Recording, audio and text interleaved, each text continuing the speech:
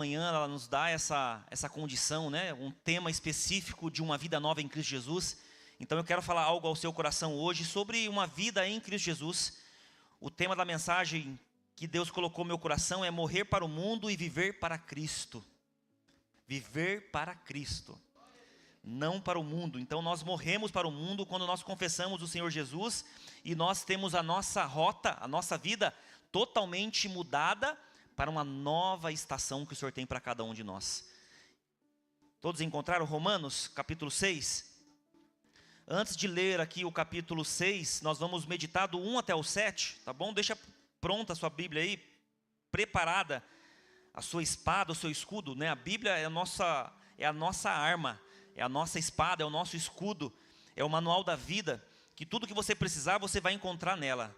Toda a área, toda a dificuldade que você tem, você vai encontrar uma palavra de esperança, uma palavra de consolo, uma palavra de direção diante daquilo que Deus tem para cada um de nós.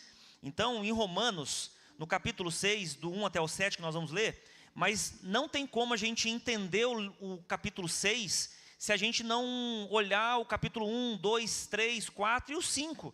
É muito difícil expressar uma palavra ou então um texto bíblico aqui do capítulo 6 sem a gente entender um pouquinho, de forma rápida, o capítulo 1 até o 5. E eu quero dizer rapidamente aqui para nós, que aqui quem escreve em Romanos é o apóstolo Paulo.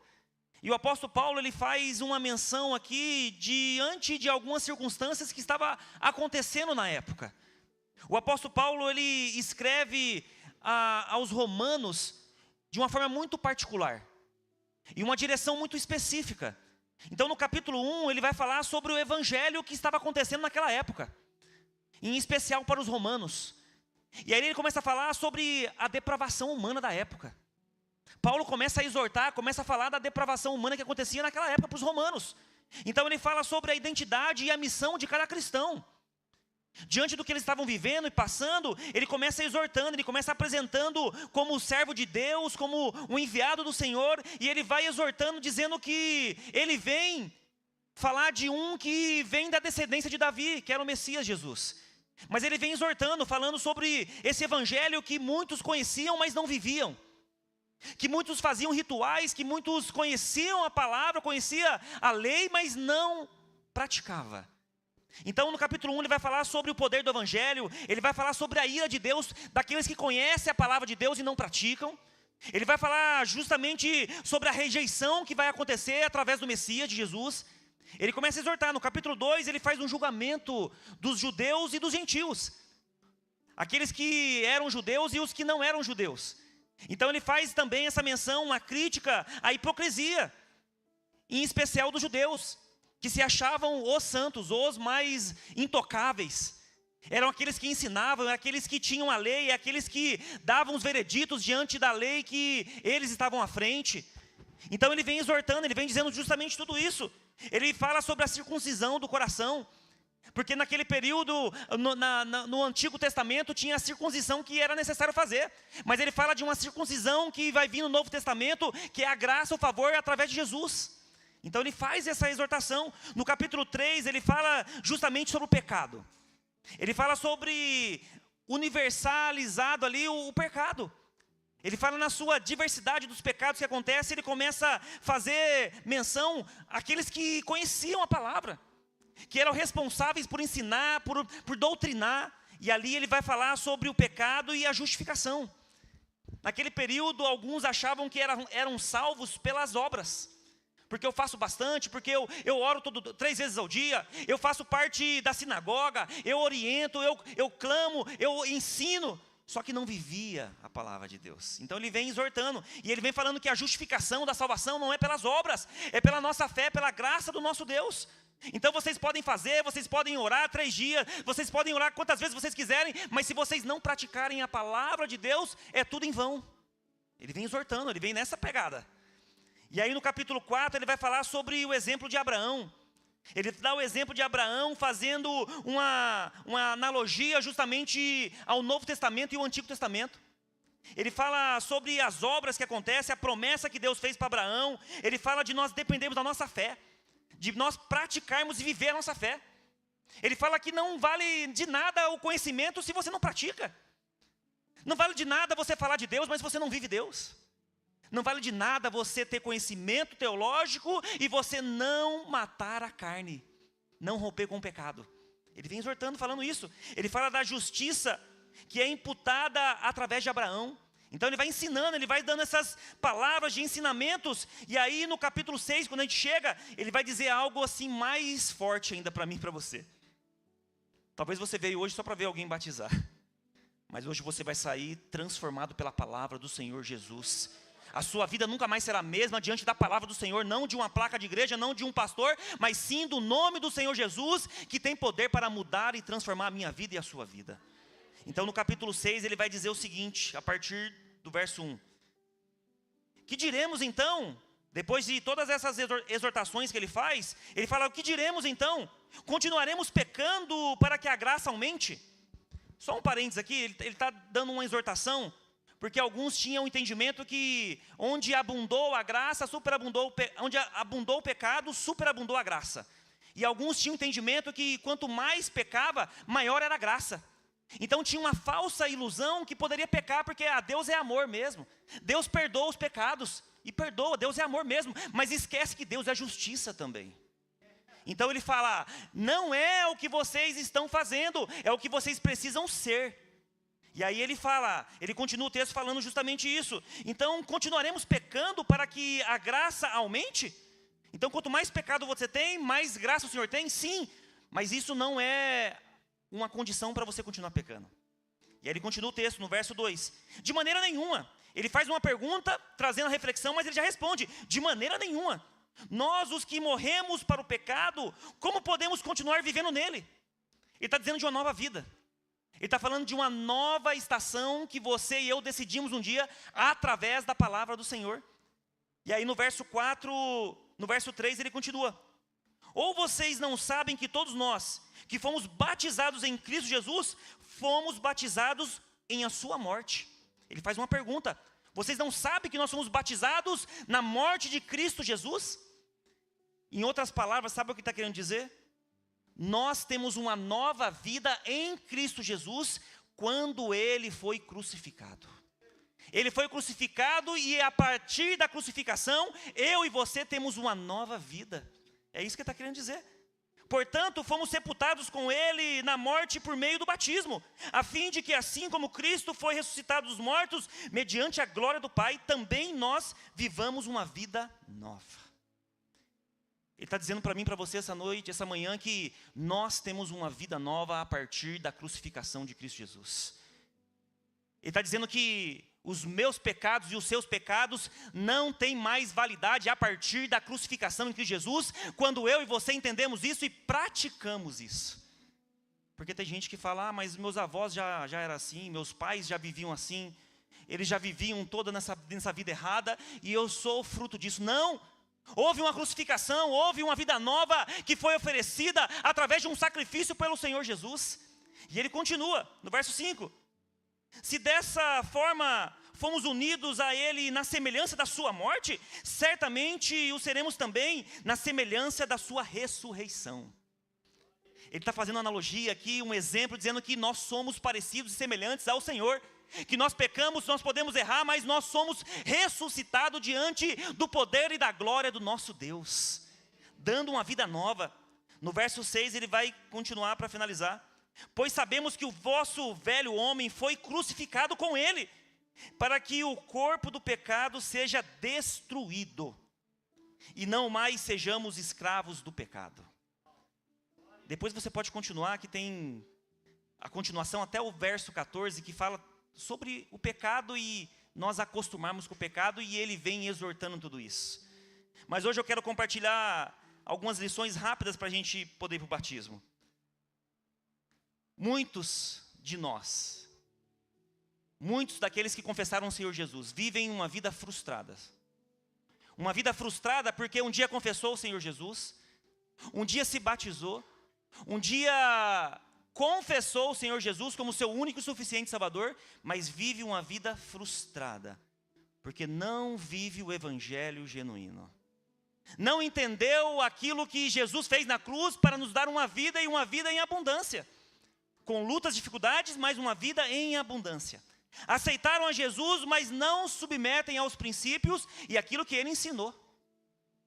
Aceitaram Jesus, mas não querem mortificar a carne. Não querem romper com o pecado. E o pecado é bom, gente, é ou não é? Se não fosse bom, ninguém pecaria. Aceitaram Jesus, mas continuam mentindo. Aceitaram a Jesus, mas continuam vivendo uma vida do seu modo, do seu jeito. Faz o que você quer, faz da forma que você quer. Teologicamente, nós chamamos isso de hedonismo. O que vale é viver do prazer que eu tenho hoje, porque a vida é curta e um dia ela vai acabar. Chama hedonismo. Aceitaram Jesus, mas continuam vivendo uma vida totalmente torta, que distorce os princípios, os valores que Jesus ensinou. Não roubar, não matar, respeitar pai e mãe, cumprir os princípios do Senhor, viver uma vida nova, não ser mais quem você era. Se você mentia, você não pode mentir mais. Se você roubava, você não rouba mais. Se você era um enganador, você não engana mais. Isso é a crucificação de Cristo Jesus na minha vida e na sua vida. É as pessoas veem em mim, em você, aquilo que nós não éramos mais. E que nós somos agora novas criaturas. Então ele faz essa exortação dizendo que tem muita gente frustrada. Tem muita gente gostando de frequentar a igreja. Tem muita gente gostando e sentindo arrepiado porque o louvor é bom. Às vezes a palavra é boa e às vezes não, mas eu gosto de ir lá porque lá eu tenho arrepio. Se a gente baixar um pouquinho mais o ar aqui, todo mundo vai ficar arrepiado aqui. Mas ele vem falando que aceitam o meu nome, mas não submetem aos meus princípios. Vive na igreja, mas está com o coração no mundo. Vive no ministério, mas está com o coração nas coisas que perecem aqui na terra. Aqui, Paulo, ele faz algo extraordinário para os nossos tempos de hoje. Talvez alguns falem, nossa, mas é tanto tempo atrás, o Antigo Testamento era tão diferente. Mas a graça não é licença para eu e você pecarmos. Tem alguns que falam, mas Deus é amor. Deus é bondoso, Deus é graça, é favor, é sim. Mas isso não é uma licença para você pecar, querido. Você não pode se apoiar na graça, no favor de Deus e esconder os seus pecados, ficar debaixo disso. A salvação gera transformação, queridos. Nós não podemos medir uma pessoa pelo nível de conhecimento que ela tem ou pela eloquência que ela tem, e sim se ela foi transformada, e sim se ela tem uma vida em Cristo Jesus de não mentir, de não enganar, de fazer o que é certo, de fazer aquilo que agrada o coração do Senhor, e que nós sejamos testemunhas vivos.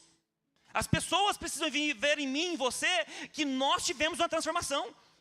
Você não é conhecido pelo local que você fala que você frequenta, querido. Ah, porque a minha igreja é tal. E daí? E daí? O apóstolo Paulo faz essa menção dizendo que o velho homem precisa morrer. As velhas condutas precisam morrer. As velhas atitudes, a velha forma de falar precisa morrer. A velha forma de se vestir precisa morrer. A sua forma de viver precisa morrer, porque o velho homem é aquilo que você era. E a partir de agora você é uma nova criatura. Porque ele fala que essa graça me alcança e te alcança para essa transformação. Ser transformado. A natureza pecaminosa é o velho homem. Nós herdamos de Adão. É o kit Adão, né? Que a gente brinca às vezes. Veio de Adão, mas nós temos uma vida nova a partir da crucificação de Jesus. A partir da graça dele. Então aqui eu e você temos que matar o velho homem. E aqui o velho homem não é um corpo físico.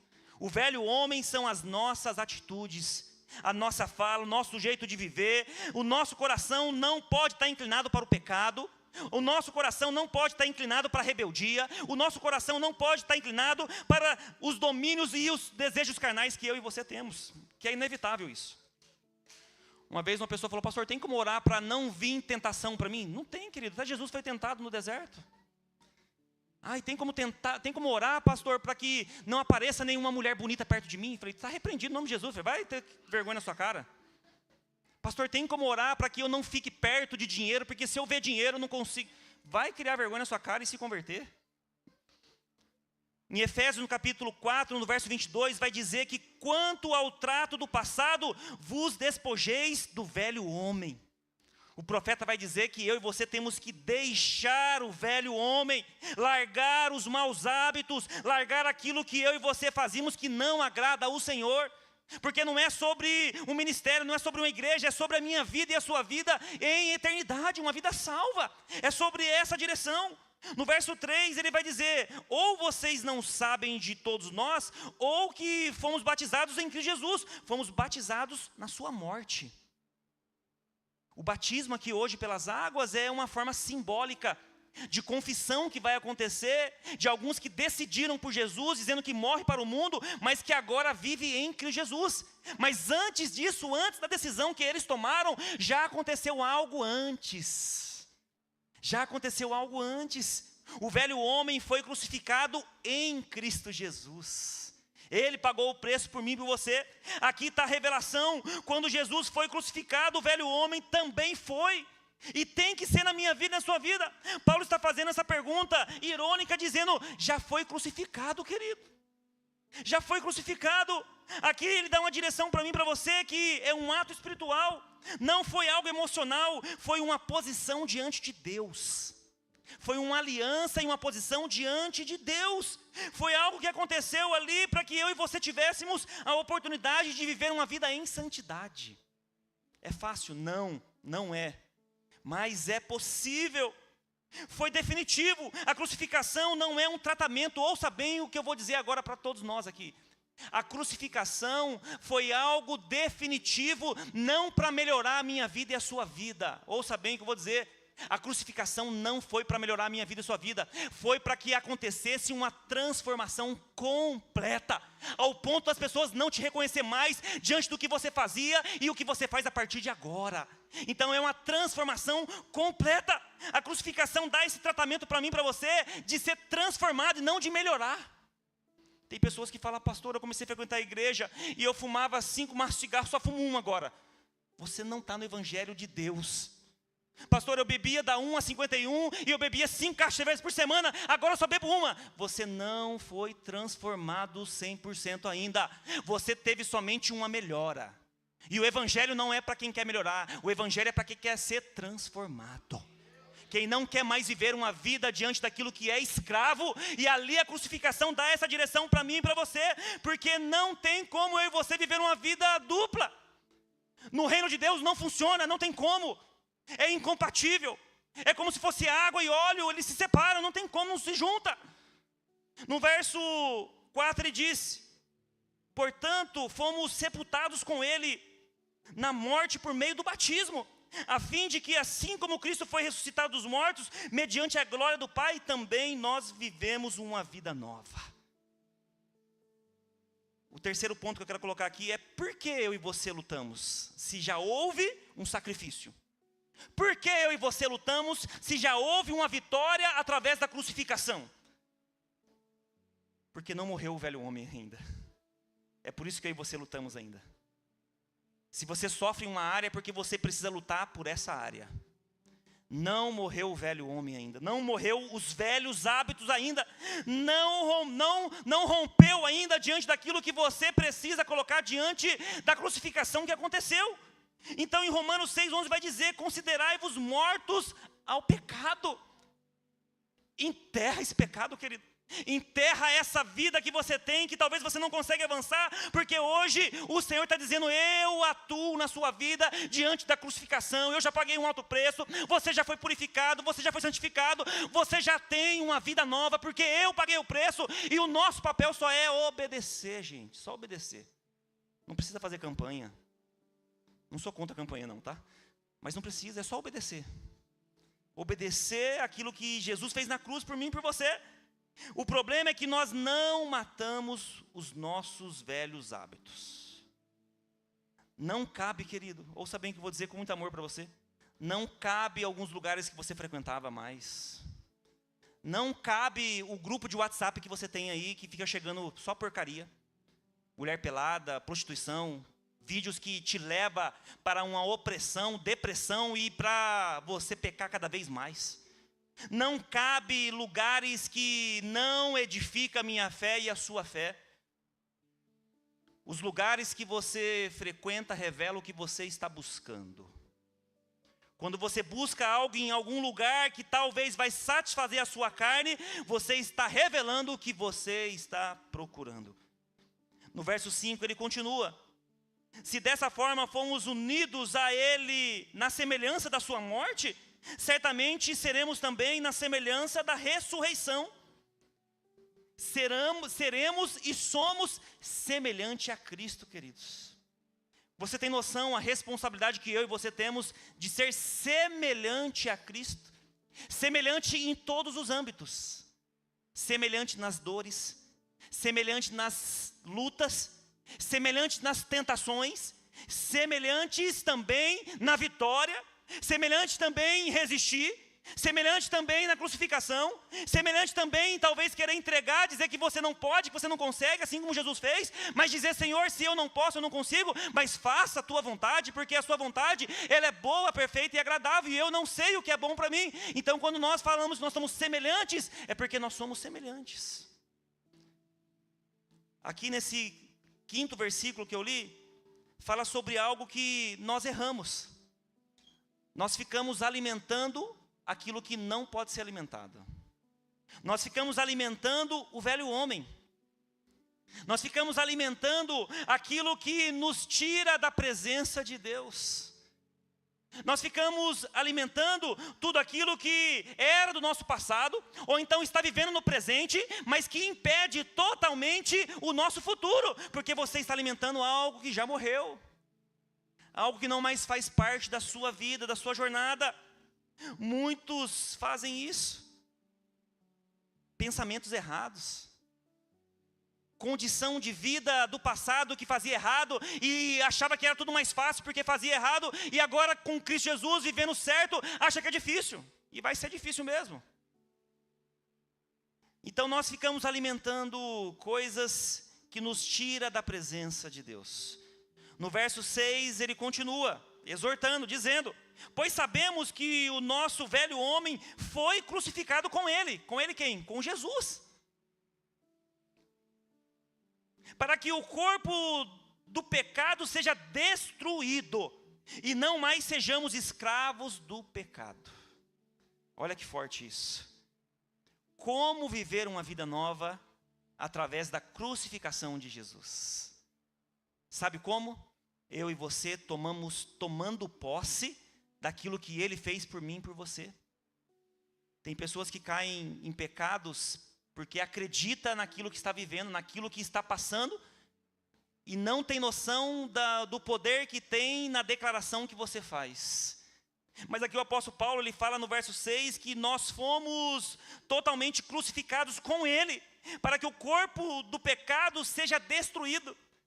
Vocês conseguem entender que Jesus ele foi crucificado representando os nossos pecados?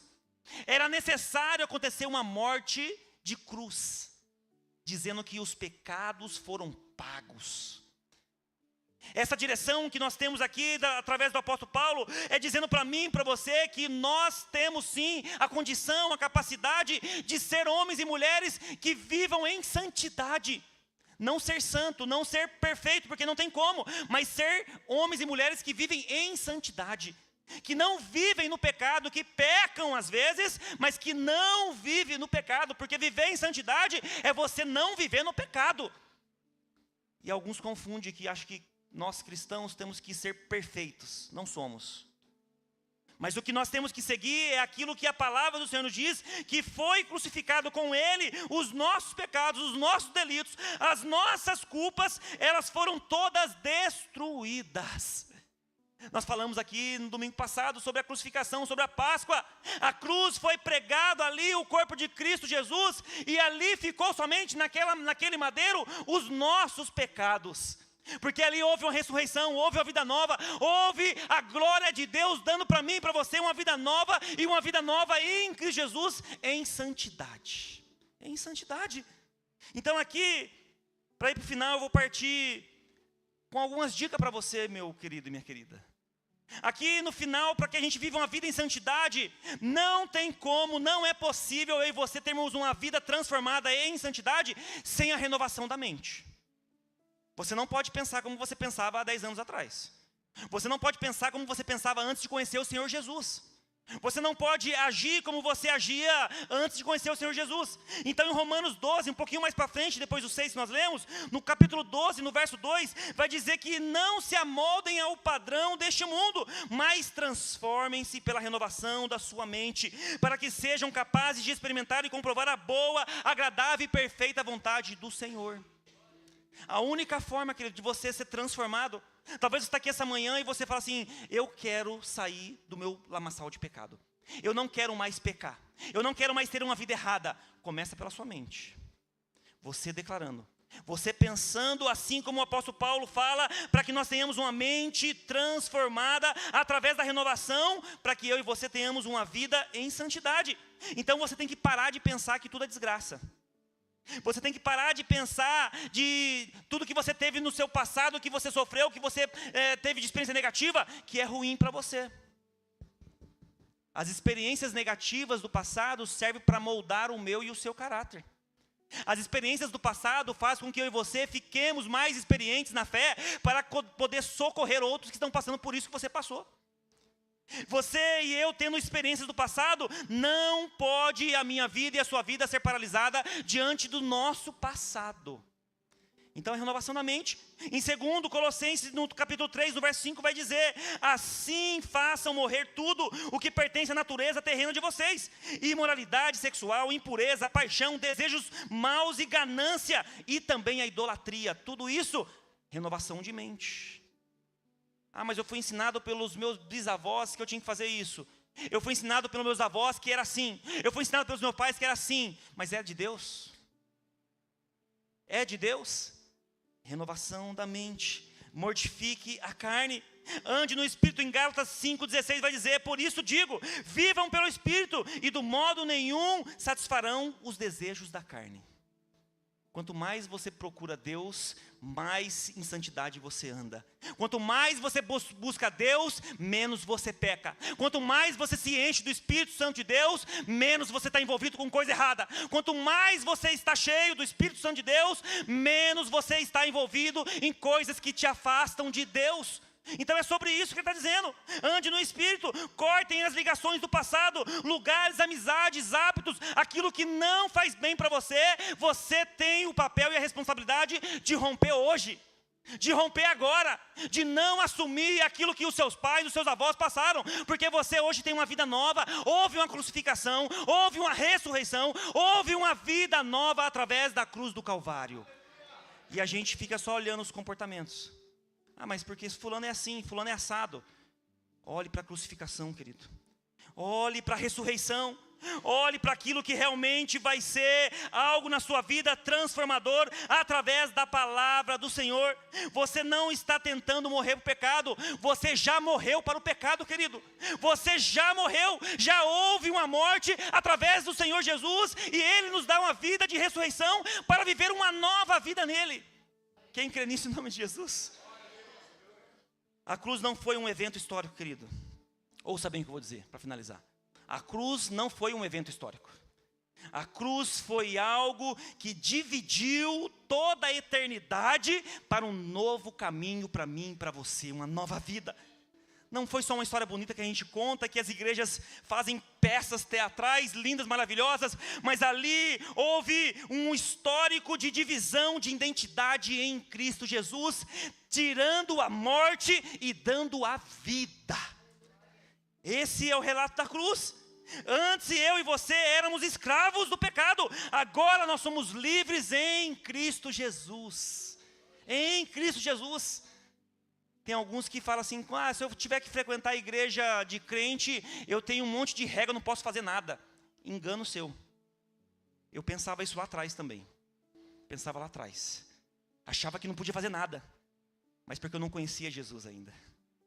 Eu não sabia o que Ele era para mim, o que Ele é e o que Ele seria. Porque a partir do momento que eu estou em Cristo Jesus, eu não tenho nenhum tipo de prisão. Eu sou livre em Cristo Jesus para fazer e obedecer, submeter aquilo que Ele deu direção para a minha vida. E o que Ele tirou do meu passado, hoje Ele colocou coisas melhores, pessoas melhores. Tudo que eu tenho em Cristo Jesus, eu agradeço a esse Jesus que me alcançou.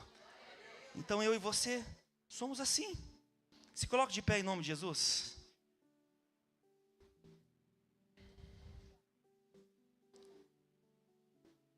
quero finalizar dizendo para você que está aqui essa manhã, ouça bem, o pessoal vai subir, mas presta atenção no que eu vou dizer, não acabou ainda. Eu quero partir para o final dizendo para você que entrou aqui essa manhã, ouça bem, todos vocês, todos nós. Deus está me dizendo essa manhã, para alguns que estão aqui essa manhã, parar de carregar algo que Deus não pediu para você carregar. Deus está dizendo para você essa manhã, para você não se apoiar em religião, para você não se apoiar em pessoas, para você não se apoiar no que você está vendo, nos movimentos que acontecem. A palavra do Senhor para nós é: coloque a sua vida diante daquele que foi crucificado e daquele que ressuscitou. Eu só conheço um, e a partir dele outros ressuscitaram, mas só um ressuscitou. Não é uma placa de igreja, não é um pastor, não é um religioso, não é uma religião. Jesus veio para quebrar a religião, sabia disso? Ele veio para quebrar tudo. Vocês são um bando de religiosos. Eu não quero religioso. Eu quero aqueles que confessam o meu nome, aqueles que me submetem, aqueles que querem vir após mim, porque se vier após mim, farão obras maiores. Você não vai encontrar Jesus falando de crente, de católico, de espírito. Você não vai encontrar. É a gente que fica criando essas coisinhas aí. Ah, eu sou crente, eu sou católico, e daí? O importante é você ser de Cristo. O importante é você saber quem foi crucificado, o porquê ele foi crucificado, o que ele levou naquela cruz e o que eu e você hoje temos direito diante da crucificação que aconteceu a partir dele. Então você, essa manhã, tem a liberdade de colocar a sua fé em Cristo Jesus. Em Cristo Jesus. Você não precisa carregar o que talvez você aprendeu a vida inteira. Você não precisa colocar diante da sua casa, da sua família, da sua vida espiritual, algo que você aprendeu a vida inteira. Porque hoje o Senhor está dizendo: eu fui crucificado, eu ressuscitei, eu te dou a vida eterna. Mas para isso, através da minha graça, do meu favor, da minha misericórdia, eu alcanço cada um de vocês. Ele não diz que ele alcança uma igreja A, uma igreja B. Ele diz que ele alcança aqueles que são verdadeiros e adoradores em espírito e em verdade, que me buscam, que me clamam e que me submetem. Porque ele é amoroso, ele é sim manso, ele é sim aquele de misericórdia, mas ele é justiça também. Não se apegue aos seus erros, aos seus pecados, que Deus perdoa. Ele perdoa. Mas isso não é uma licença para você fazer o que você quiser. Isso não é uma licença para você esconder os seus pecados e não confessar esse Jesus que morreu por mim e por você e que nos dá uma vida nova nele. Quero que você feche seus olhos agora. Quero fazer uma oração por você. Isso, feche seus olhos agora. Pai, nós colocamos a tua igreja nessa manhã diante de ti. Nós colocamos, ó Pai, a tua igreja diante da tua palavra.